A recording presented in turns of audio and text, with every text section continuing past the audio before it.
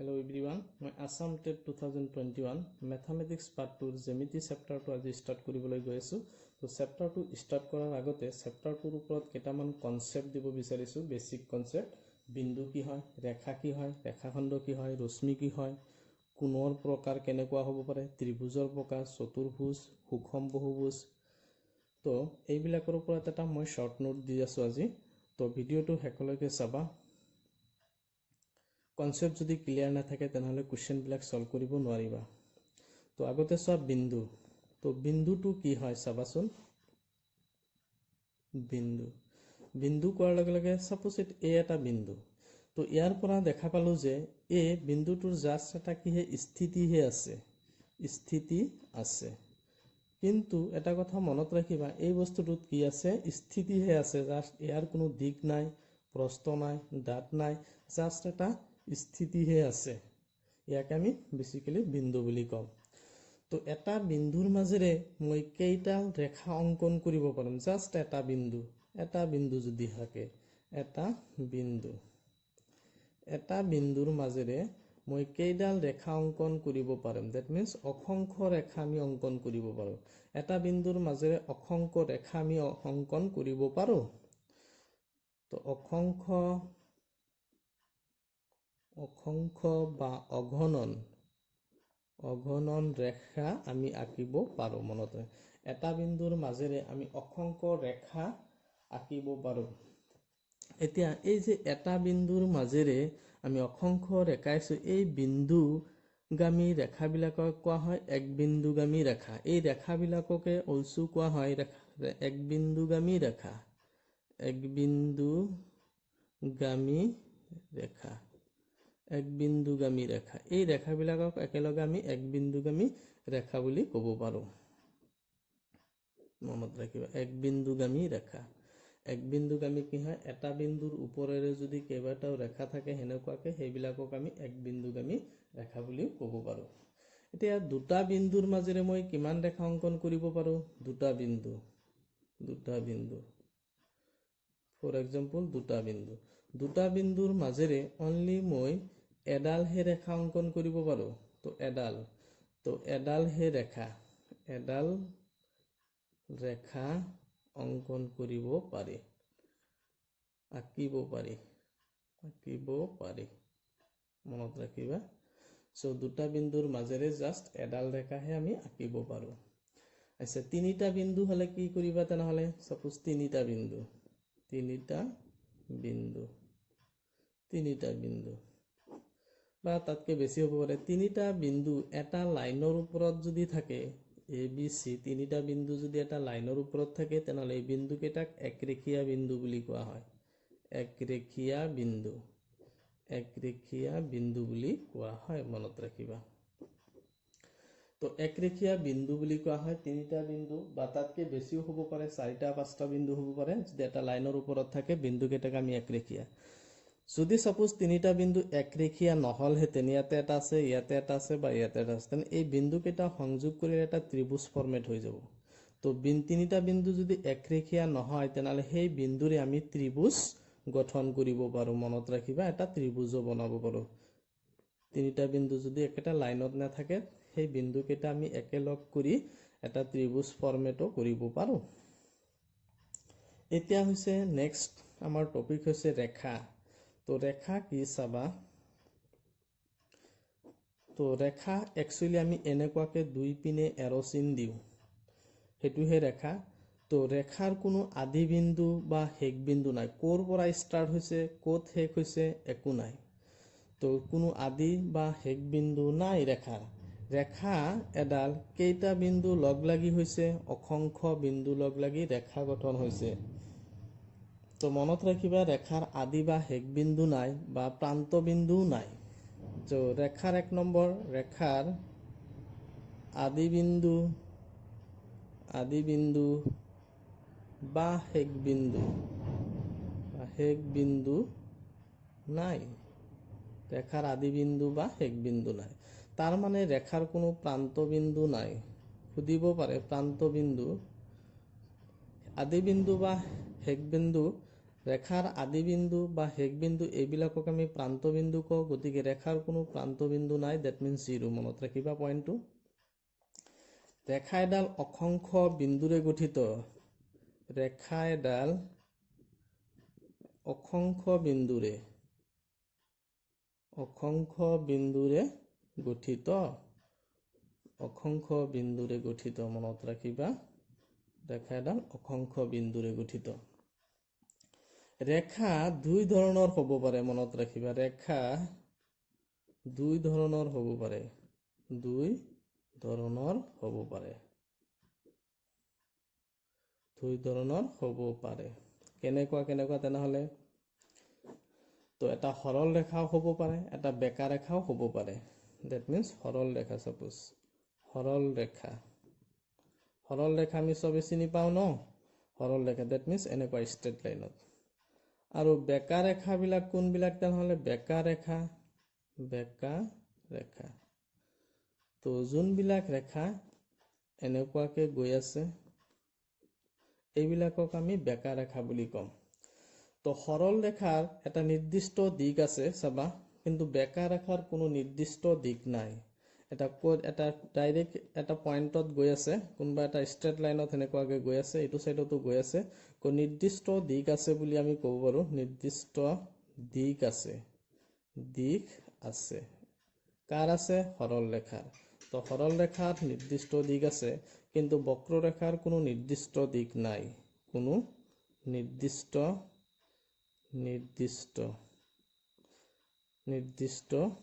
দিশ নাই, মনত ৰাখিবা। নিৰ্দিষ্ট দিশ নাই। তো আমি তেনেহ'লে নিৰ্দিষ্ট দিশ নাই মানে এইটো ওপৰ পিনেও যাব পাৰে, তল পিনেও যাব পাৰে, সেনেকুৱা কথাটো। তো সেইকাৰণে কোৱা হৈছে নিৰ্দিষ্ট দিশ নাই ৰেখাৰ। তো নিশ্চয় কনচেপ্ট কেইটা বুজি পালা। নেক্সট টপিকটো হৈছে ৰেখাখণ্ড। ছাপোজ মই এটা এক্সাম্পল লৈছোঁ AB। এইটো হৈছে ৰেখাখণ্ড এটা ৰেখাৰে অংশ বিশেষ। ছাপোজ এইটো এটা কি ৰেখা। এই ৰেখাৰ AB পাৰ্টখিনি মই কপি কৰি আনিছোঁ বা কাটি আনিছোঁ। এইখিনিকে আমি কি বুলি ক'ম? ৰেখাখণ্ড।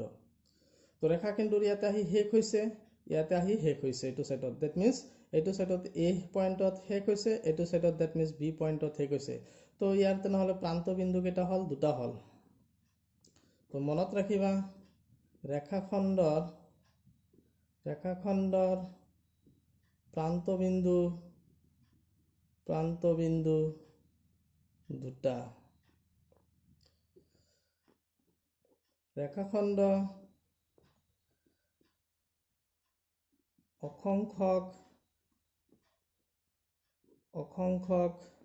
বিন্দুৰে গঠিত।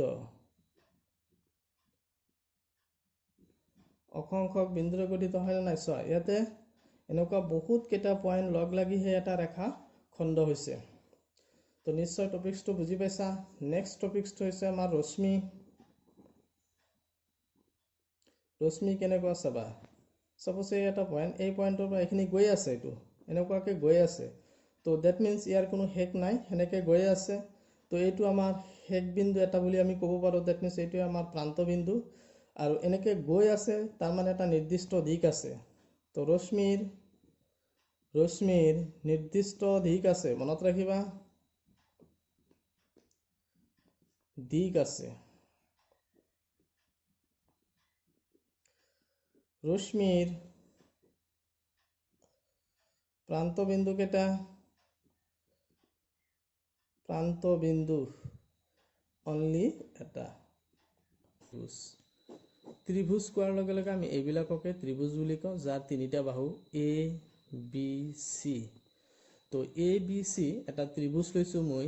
ইয়াৰ বাহু AB এটা বাহু, BC এটা বাহু, AC এটা বাহু। তো বাহু তেনেহ'লে কোনবিলাক হয়? এইবিলাক। ডেট মিনছ বাহু। এইবিলাক হৈছে বাহু। কোনবিলাক নহয় ইয়াতে? কোণ কোৱাৰ লগে লগে আমি ভাবিম A কোণ, B কোণ, C কোণ। ভাৰ্টেক্স ডেট মিনছ আমি শীৰ্ষবিন্দু কোনবিলাক চাবা? শীৰ্ষবিন্দু। ডেট মিনছ A এটা শীৰ্ষবিন্দু, B এটা শীৰ্ষবিন্দু, C এটা শীৰ্ষবিন্দু। এইবিলাকক শীৰ্ষবিন্দু বুলি কোৱা হয়। তো ইয়াতে এটা কথা মনত ৰাখিবা, যিকোনো ত্ৰিভুজৰ ক্ষেত্ৰতে যিকোনো দুটা বাহুৰ যোগফল তৃতীয় বাহুতকৈ ডাঙৰ 4 নম্বৰ পইণ্ট যিকোনো দুটা বাহুৰ যোগফল AB বাহু সাপোজ BC বাহু লৈছো 3 নম্বৰ বাহু কোনটো তেনেহলে এইটো হ'ব AC তকৈ অলৱেজ ডাঙৰ বা হেনেকেও লিখিব পৰা তুমি BC + AC greater than AB AB তকৈ ডাঙৰ হ'ব লাগিব বা তুমি এনেকুৱাকে লিখিব পাৰা that means কি AB + AC সাপোজ এনেকুৱাকে লৈছো তেনেহলে এইটো কাটকে ডাঙৰ BC বাহুতকৈ ডাঙৰ যিকোনো দুটা বাহুৰ যোগফল 3 নম্বৰ বাহুটোতকৈ ডাঙৰ তো ত্ৰিভুজৰ এইটো এটা প্ৰপাৰ্টি হয় নেক্সট 4 নম্বৰ পইণ্টটো যিকোনো ত্ৰিভুজৰ ক্ষেত্ৰতে তিনিটা কোণৰ যোগফল অলৱেজ কিমান হয় 180 ডিগ্ৰী হয় মনত ৰাখিবা আচ্ছা ডিগ্ৰীটো কি তেনেহলে ডিগ্ৰী এই যে মই শব্দটো কলো ডিগ্ৰী হৈছে কোণ জোখা একক এটা কোণ জোখাৰ একক এটা ওকে নিশ্চয় বুজি পাইছা ডিগ্ৰী হৈছে কোণ জোখাৰ এটা একক ইয়াতে এতিয়া চাবা এই বস্তুটো যদি মই এনেকেহে ভাবো সাপোজ এই বস্তুটো মই এনেকে লিখিছো অলপ বঢ়াই দিছো তেনেহলে এই এটা কোণ ইয়াতে এটা কোণ ইয়াতে এটা কোণ ইয়াতে এটা এই কোণ কেইটা যদি মই নাম্বাৰিং কৰো 1 2 3 সাপোজ কোণ কেইটা মই নাম্বাৰিং কৰিছো 1 2 3 তিনিটা কোণ ইয়াতে স্পষ্ট এটা কথা মনত ৰাখিবা নোট বুলি দিছো মই এই দুটাক অন্তঃকোণ বুলি কম এটুক বৰ্হি কোণ বুলি কম এতিয়া 1 নম্বৰ কোণটো আৰু 2 নম্বৰ কোণটো এড কৰিলে অলৱেজ 3 নম্বৰ কোণৰ সমান হয় তো দুটা অন্তঃকোণৰ যোগফল 3 নম্বৰ দ্যাট মিন্স এটা বৰ্হি কোণৰ সমান হয় মনত ৰাখিবা তো সাপোজ এইটো আচ্ছা নেক্সট পইণ্টটো হৈছে ইয়াতে তেনেহলে এই দুটাক অন্তঃকোণ বুলি কম এটুক বৰ্হি কোণ বুলি কম তাৰ পিছত এটা কথা মানে ইয়াতে যদি 4 নম্বৰ কোণ দিও মই সাপোজ তেনেহলে 4 নম্বৰ কোণটো আৰু 3 নম্বৰ কোণটো অলৱেজ সেট কৰিলে 180 ডিগ্ৰী হ'ব আৰু এই কোণটোক সৰল কোণ বুলি কোৱা হয় সৰল কোণ মনত ৰাখিবা সৰল কোণ এটা লাইনৰ ওপৰতে আছে 3 নম্বৰ কোণটো আৰু 3 নম্বৰ কোণটো আৰু 4 নম্বৰটো এটা লাইনৰ ওপৰত সেইকাৰণে আমি ইয়াক কি সৰল কোণৰ মান অলৱেজ কিমান 180 ডিগ্ৰী তো এই পইণ্টটো মনত ৰাখিবা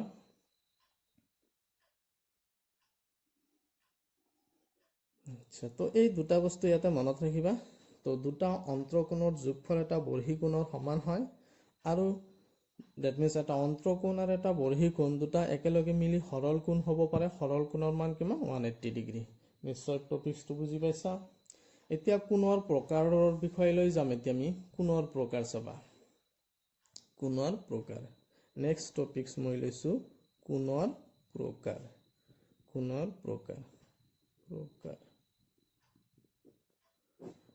প্ৰকাৰ এটা আছে সমকোণ সাপোজ লৈছো মই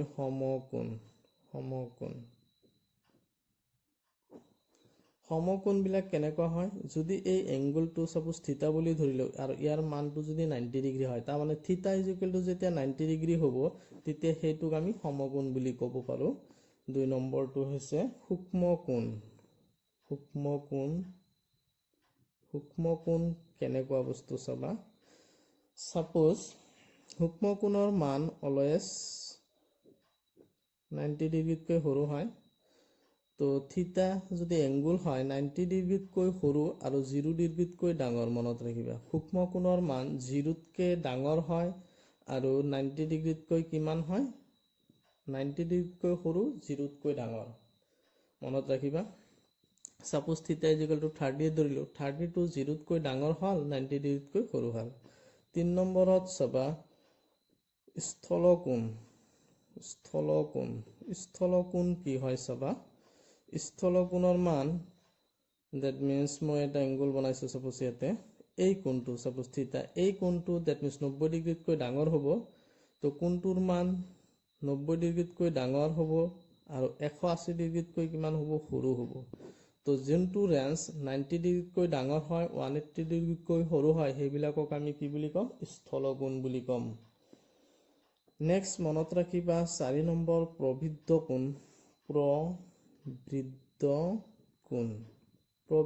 কোণ কোনবিলাক হয় চাবাচোন যোনবিলাক কোণৰ মান 180 ডিগ্ৰীতকৈ ডাঙৰ আৰু 360 ডিগ্ৰীতকৈ সৰু সেইবিলাকক আমি প্ৰবৃদ্ধ কোণ বুলি কম ফৰ এক্সাম্পল মই এটা এংগলে বনাইছো ইয়াতে তো সামথিং 30 ডিগ্ৰী হ'ব এইখিনি গোটেইখিনি এংগলটোক আমি কি বুলি কম প্ৰবৃদ্ধ কোণ বুলি কম এইটো তো 180 ডিগ্ৰীতকৈ যেটো ডাঙৰ হয় আৰু 360 ডিগ্ৰীতকৈ কিমান হয় সৰু হয় যিকোনো এটা পইণ্টত কিমান ডিগ্ৰী থাকে মনত ৰাখে যিকোনো এটা পইণ্টত এটোত কিমান ডিগ্ৰী থাকে 360 ডিগ্ৰী থাকে এই কথাটো মনত ৰাখিবা নেক্সট টপিক এতিয়া আমি সৰল কোণ কি হয় চাবা সৰল কোণ তো আমি অলৰেডি কৈ আহিছো অলপ আগতে সৰল কোণৰ মান কিমান হয় 180 ডিগ্ৰী সাপোজ এটা লাইন হয় এই লাইনটোত এটা পয়েন্ট লৈছো মই ইয়াৰ পৰা এইখিনি কোণক আমি কি বুলি কম দ্যাট মিন্স 180 ডিগ্ৰী আছে এই কোণটোকে সৰল কোণ তো সৰল কোণৰ মান অলৱেজ 180 ডিগ্ৰী হয় মনত ৰাখিবা নেক্সট টপিক সন্নিহিত কোণ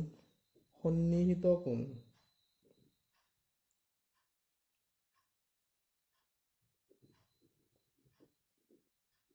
সন্নিহিত কোণ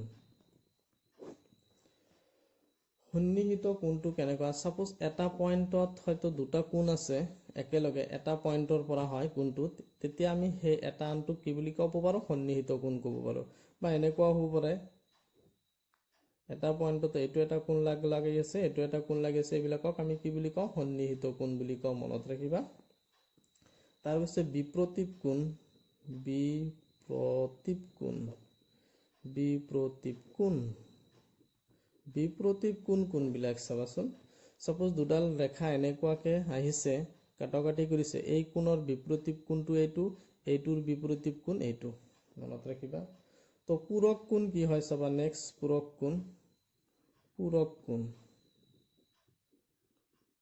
কোণ দুটা কোণৰ মান যেতিয়া 90 ডিগ্ৰী হ'ব সাপোজ A আৰু B দুটা কোণ এড কৰিলে দ্যাট মিন্স 90 ডিগ্ৰী হয় তেতিয়া আমি তাক কি বুলি কম পূৰক কোণ বুলি কম সাপোজ এটো এটা কোণ আছে এটো এটা কোণ আছে এই কোণ আৰু এই কোণ মিলি যদি দ্যাট মিন্স কিমান হ'ব পাৰে 90 ডিগ্ৰী তেনেহলে আমি তেতিয়াই লগে লগে পূৰক কোণ বুলি কম তাৰ পিছত চাবা সম্পূৰক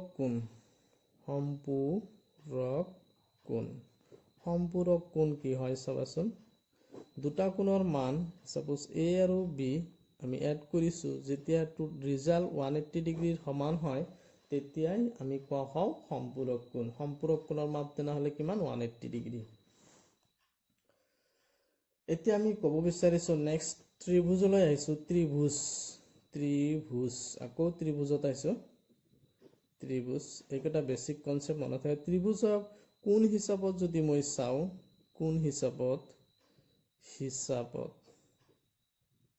তো অলৰেডি মই এবাৰ ডিসকাস কৰি গলো কোন হিচাপত কি কোণ পাইছো আমি সমকোণী ত্ৰিভুজ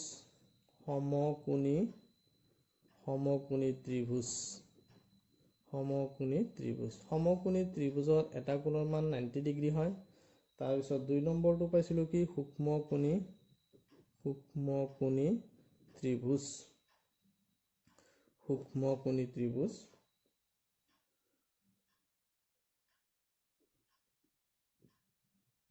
সূক্ষ্মকোণী ত্ৰিভুজটো আমি কেনেকুৱা দ্যাট মিন্স 90 ডিগ্ৰীকৈ সৰু বুলি কৈছিলো তিন নম্বৰত আমি স্থলকোণ বুলি কৈছিলো স্থলকোণী ত্ৰিভুজ যোনটো ত্ৰিভুজৰ এটা কোণৰ মান 90 ডিগ্ৰীতকৈ ডাঙৰ সেইবিলাকক আমি স্থলকোণী ত্ৰিভুজ বুলি ক'ব পাৰো মনত ৰাখিবা বাহু হিচাপতো হেনেকুৱা কোণক আমি ডিভাইড কৰিব পাৰো বাহু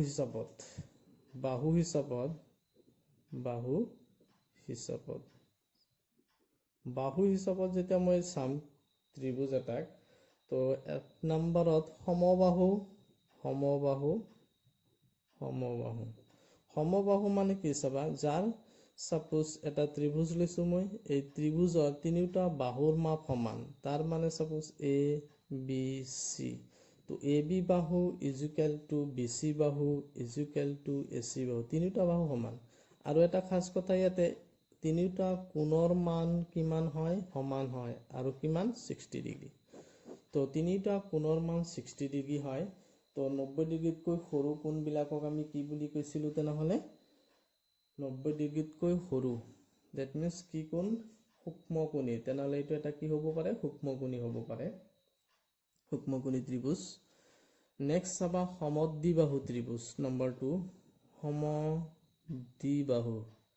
সমদ্বিবাহু বাহু ত্ৰিভুজ সমদ্বিবাহু ত্ৰিভুজ কোনবিলাক চাবাচোন যাৰ দুটা বাহু সমান সেইবিলাকক আমি কওঁ সমদ্বিবাহু ত্ৰিভুজ সাপোজ এ বি সি তো তেনেহলে ইয়াৰ পৰা ক্লিয়াৰ হ'ল এ বি বাহু ইকুৱেল টু বি সি বাহু দুটা বাহু সমান থাকিলে কি হয় সমদ্বিবাহু হয় সমদ্বিবাহু ত্ৰিভুজৰ ক্ষেত্ৰত দুটা কোণো সমান হয় মনত ৰাখিবা এ কোণ আৰু সি কোণ ইয়াতে কি হ'ব অলয়ে সমান হ'ব আমাৰ নেক্সট টপিক হৈছে বিষমবাহু ত্ৰিভুজ কেনেকুৱা চাবা তিনিটা বাহু যাৰ আনইকুৱেল হৈ আছে সাপোজ এ বি সি তো এ বি বাহুৰ মাপ বি সি বাহুৰ লগত নিমিলে বি সি বাহুৰ মাপ এ সি বাহুৰ লগত নিমিলে নাম্বাৰ 1 নাম্বাৰ 2 এংগুল বিলাকো আনইকুৱেল হয় বি নট ইকুৱেল টু সি মনত ৰাখিবা এতিয়া আমাৰ নেক্সট টপিকটো হৈছে চতুৰ্ভুজ কি হ'ব পাৰে বৰ্গ আয়ত সমান্তৰিক ৰম্বস ট্ৰেপেজিয়াম চিলা বা কায়িত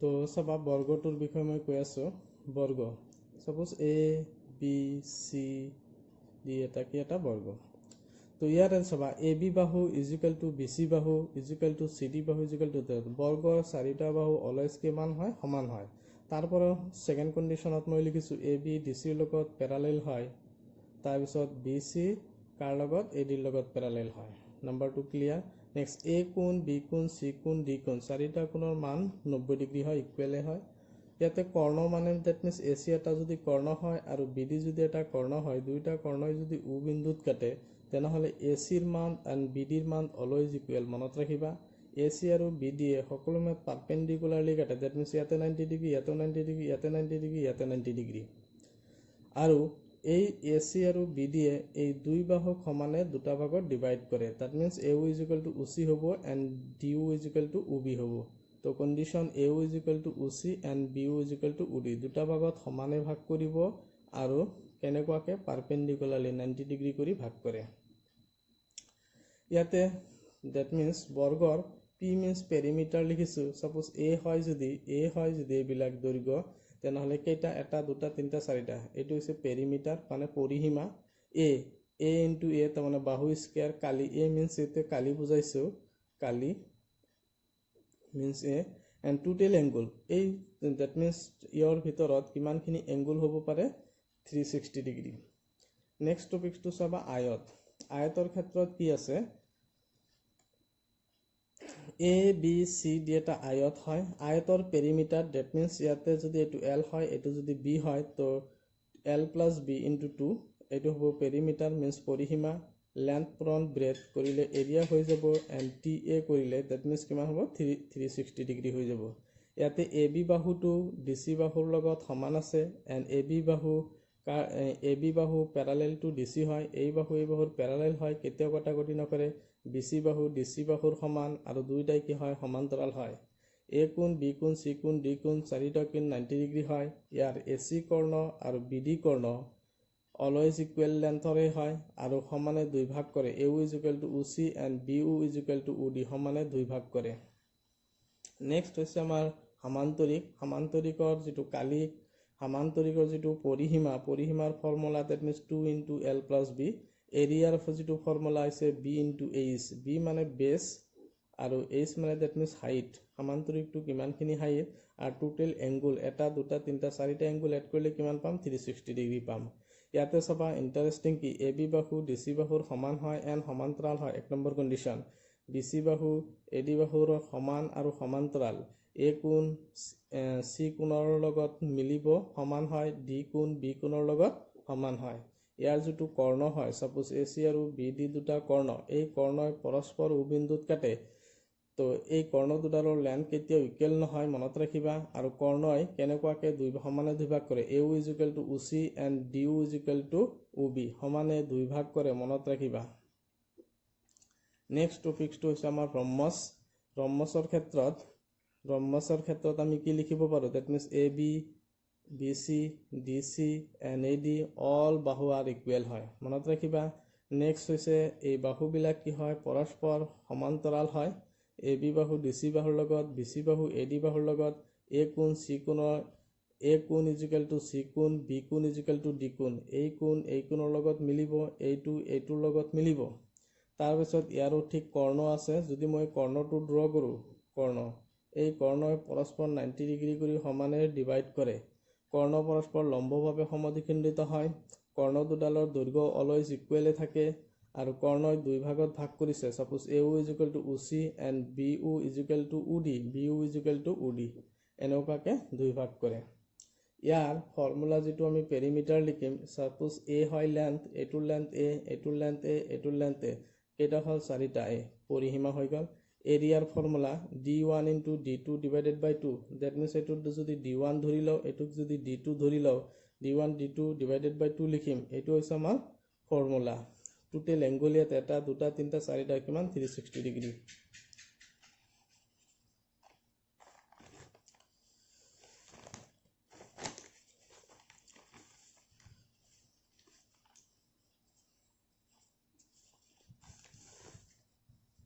আমাৰ নেক্সট টপিকটো হৈছে কাইট বা চিলা। চাবা ইয়াতে দুটা বাহু অলৱেজ সমান থাকে।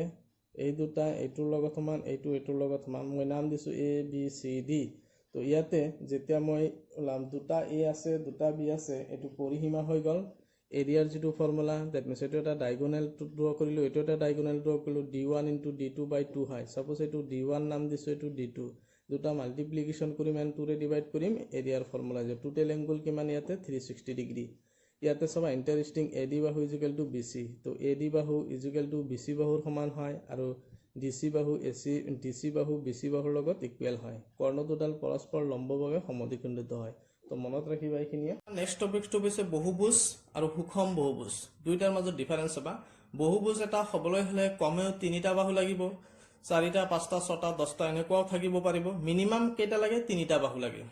আৰু 3টা বাহুৰে যিটো আমি পিকচাৰ বনাম মিনিমাম, সেই বাহুকেইটা ডেট মিনছ এটা ক্লজ ফিগাৰ হ'ব লাগিব। 5টা বাহুৰে এটা পিকচাৰ বনাইছোঁ, সেইটো ক্লজ হ'ব লাগিব।